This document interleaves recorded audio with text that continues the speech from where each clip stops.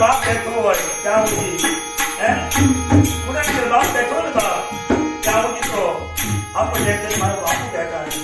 પણ જયારે આ જગતમાંથી બાપ આપણને દેખીને પદની અંદર વિદાય છે અને ત્યારે એની અંદર જે ખોટ પડે છે એ તો બાપ વગરનો દીકરો હોય એને પૂછો ત્યારે ખબર પડે તમારા બાપની ખોટ તમને દેખાડી કે ન દેખાડી.